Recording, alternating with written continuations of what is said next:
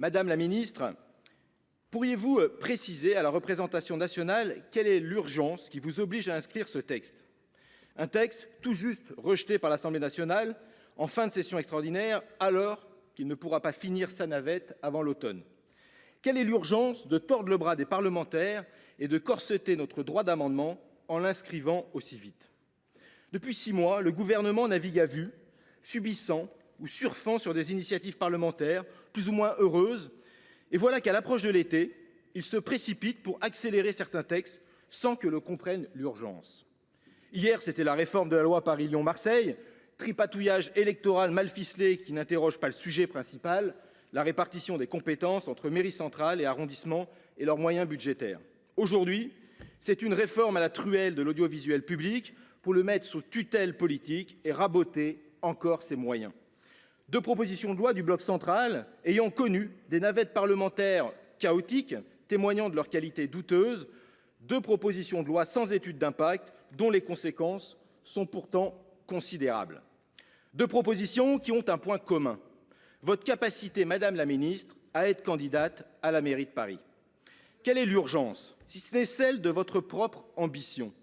Pour la défense de l'intérêt général, vous me l'accorderez, on repassera. C'est votre urgence, avec la complicité de la majorité sénatoriale, qui nous réunit aujourd'hui en faisant fi du droit des parlementaires les plus évidents. Reprenons le calendrier. Lundi 30 juin, votre proposition est rejetée sans débat à l'Assemblée nationale, signe de sa piètre qualité. Mardi 1er juillet après-midi, nous apprenons que le texte sera examiné en commission jeudi 3 juillet au matin, avec un délai d'amendement fixé au mercredi 2 juillet 18 h. Mercredi 2 juillet, la conférence des présidents confirme la dérogation au délai de 2 semaines prévu entre l'examen en commission et l'examen en séance, s'appuyant sur le premier alinéa de l'article 17 bis de notre règlement. Mais cette décision arrive après le délai de dépôt des amendements de commission. Le président de la commission des affaires culturelles a usé de ses prérogatives pour déroger aux 2 jours ouvrés entre le délai de dépôt d'amendements et la réunion en commission. Sans cela, nous n'aurions pas pu amender le texte en commission. Avouez, nous marchons sur la tête. Je rappelle que dans sa décision numéro 2015-712, le Conseil constitutionnel a considéré, et je cite, « la faculté reconnue au président de la commission saisie au fond de fixer un autre délai pour le dépôt des amendements doit permettre de garantir le caractère effectif de l'exercice du droit d'amendement et qu'il appartiendra au président de la commission de concilier cette exigence avec les exigences de clarté et de sincérité du débat parlementaire. » Pourquoi donc massacrer ainsi notre droit d'amendement et la sincérité du débat? Le problème ici est que le président Lafont est juge et partie. Cette proposition de loi qui végète depuis 2023 est la sienne. Il fut un temps où le Sénat a tiré sa fierté de sa capacité à bien faire la loi, à trouver des compromis, à respecter le droit d'opposition. Mais ce temps, c'était avant, ce temps est révolu. Depuis juin 2022 et la fin de la majorité absolue à l'Assemblée nationale, la majorité sénatoriale règne sans partage, dans le but d'instaurer le rapport de force permanent entre les droites, encore aggravé par l'entrée des Républicains au gouvernement. Au macronisme, l'Assemblée, aux Républicains, le Sénat, et aux autres, le spectacle d'un socle qui n'a rien de commun et d'un gouvernement qui a tout d'un poulet sans tête. Plus de débat entre nous. La majorité sénatoriale court après l'extrême droite, tolère à peine le débat et laisse ses rapporteurs nous produire un musée des horreurs de lois climaticides, de casse sociale, islamophobes et réprimant les libertés publiques au mépris assumé de la Constitution. Dans le cas présent, haro sur le service public audiovisuel. La dérive a débuté dès l'arrivée d'Emmanuel Macron. En 2017, après un documentaire sur le financement de sa campagne, il qualifiait l'audiovisuel public de honte de la République. Depuis, les scandales et soupçons de corruption et de conflits d'intérêts ont émaillé tous les gouvernements jusqu'à la ministre en face de moi. Même la gestion de notre Assemblée est loin d'être irréprochable. Avec autant d'affaires, évidemment, le journaliste d'investigation vous dérange. Ainsi s'enchaînent les pressions des droites contre la présidente de France Télévisions, les saisines sans fondement de l'Arcom, les procès bâillons, les attaques en plateau contre des journalistes ou les demandes d'éviction du 20h de journalistes pas assez révérencieux. Voilà en réalité ce qui fait votre socle commun, la détestation de la presse libre et indépendante. La méthode, vous me l'avouerez, est bien rodée. La première étape a été franchie en 2022 avec la fin de la redevance, remplacée par une fraction de TVA. Cet impôt forfaitaire était inégalitaire, mais le remplacer par une taxe non progressive n'est pas un progrès. Surtout, ce changement de financement met l'audiovisuel public à la merci du Parlement et du gouvernement.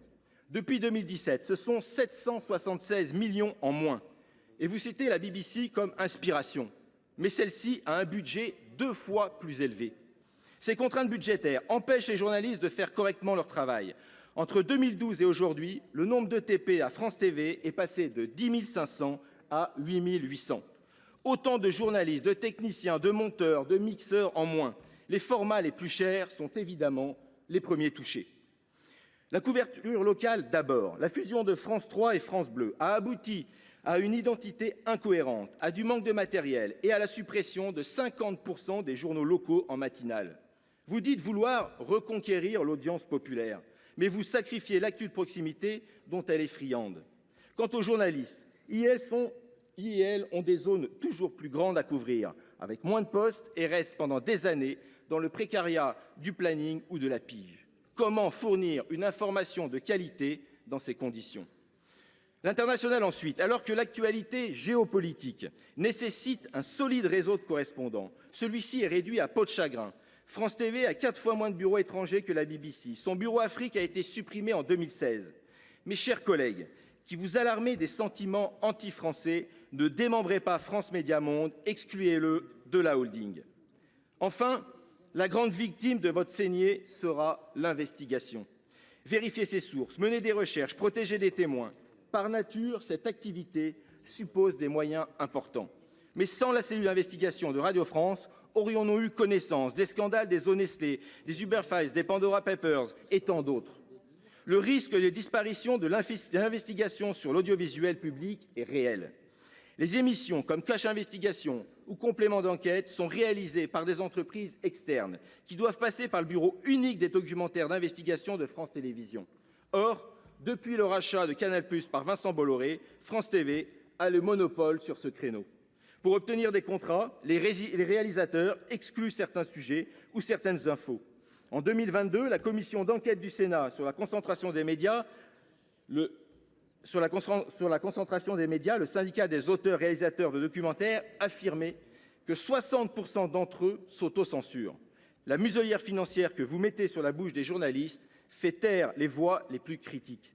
Comme le disait Thomas Sankara à la tribune de l'ONU en 1984, « Je crie au nom des journalistes qui sont réduits soit au silence, soit au mensonge, pour ne pas subir les dures lois du chômage. » Mais cette pression financière ne vous suffit pas. Votre texte va mettre encore davantage les médias publics sous tutelle politique, en les réunissant dans une holding dirigée par un PDG unique.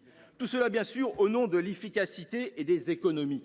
Mais d'après les estimations, les besoins immobiliers, la convergence des moyens d'info et l'alignement des rémunérations induits par la holding coûteront au moins 150 millions d'euros.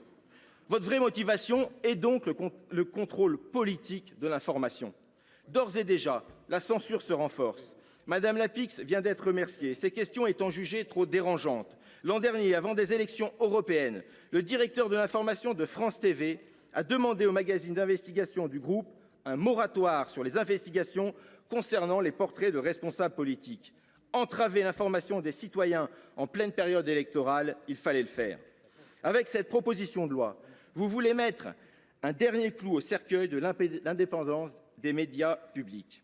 Nous imaginons sans peine l'avenir de nos chaînes. Si vous y parvenez, des interviews complaisantes avec le pouvoir, des plateaux réunissant quelques toutologues naviguant en taxi entre les studios de l'Ouest parisien sans connaître le reste du pays et des émissions de divertissement abrutissantes.